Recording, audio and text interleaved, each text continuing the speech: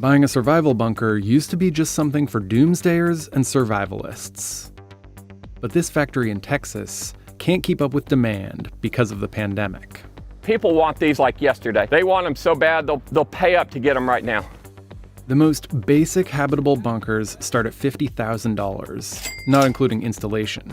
But if you want to include a movie theater, pool, and rock climbing wall, you can spend as much as $4.5 million. So why do people spend this kind of cash on something they might never use? And why are bunkers so expensive? Meet Ron Hubbard, not the founder of Scientology. Just Ron, the founder of Atlas Survival Shelters. So how do you get prepared? Well, you get your food and water, but once you have all that, you're going to need a bunker, and that's when I come into play. He sells bunkers out of his 10-acre factory in Sulphur Springs, Texas. First and foremost, we want to make sure that the bunkers are airtight because, God forbid, any kind of airborne plague or smoke, chemical warfare, biological warfare, whatever. Ron says he builds about 24 bunkers a year that are the size of homes, as well as hundreds of smaller storm shelters. He says there's a real demand for an underground escape, pandemic and politics aside.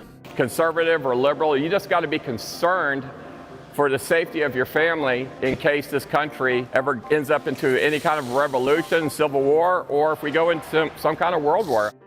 The craze for bunkers is not exactly new.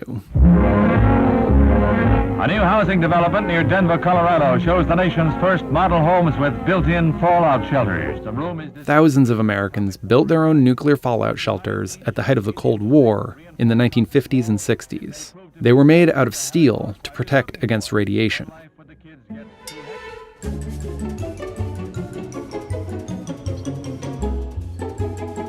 Larry Hall converted a Cold War nuclear missile silo in central Kansas into a 15-story inverted skyscraper.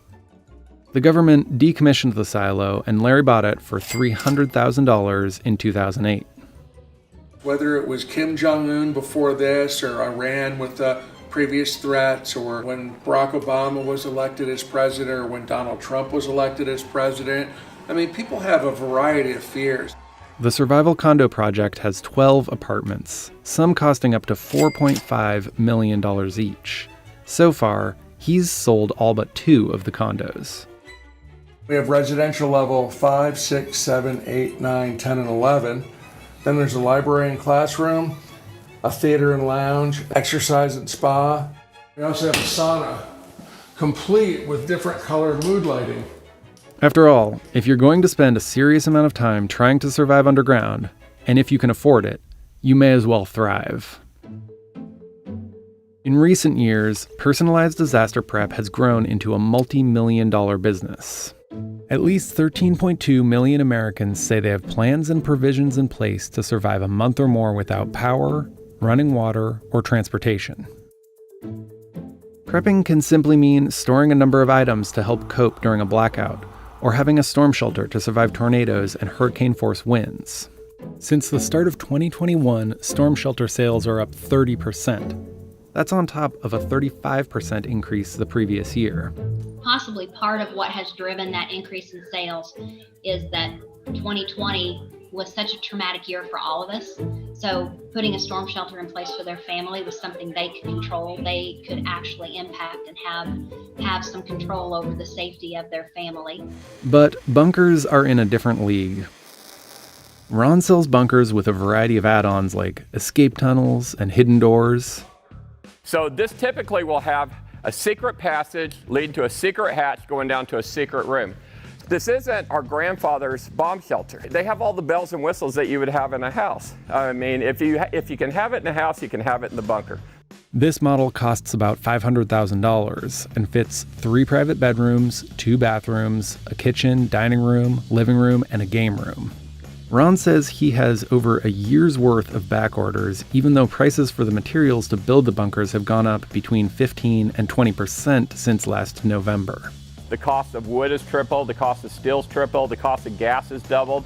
Everything's gone through the roof. Some people decide to build their own shelters.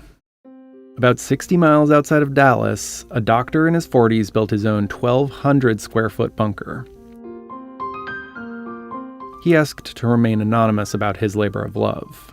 I look at this as kind of like life insurance and disability insurance. It's something that you have if you can afford it.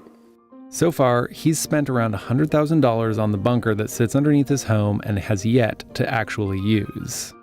I don't advertise it. I don't mind when I have family or friends over. I'll give them a tour, show it, but publicly I don't want everyone to know about it. But what makes a bunker so costly?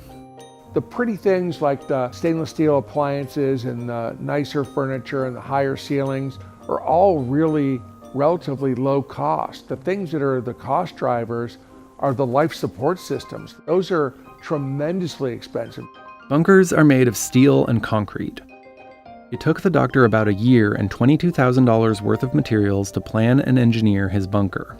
He paid an excavation company $12,200 to dig a hole 80 feet long and 50 feet wide and about 16 feet below ground. Then he built the bunker quickly because he was afraid rain would ruin the excavation work. He poured a concrete foundation, walls, and filled in the dirt around and over it. He paid more than $20,000 for concrete, $12,000 for styrofoam, and $2,000 for this single door. He said he'll invest another $30,000 to build out a kitchen and other rooms. Of course, he's already stocked the bunker with $30,000 worth of guns and ammunition. Pandemic fears are likely to stay strong for years after it's over, and the truth is, there's always something to fear. Nobody knows what the future has, so the attitude is it's better to have it, not need it, than to need it, not have it.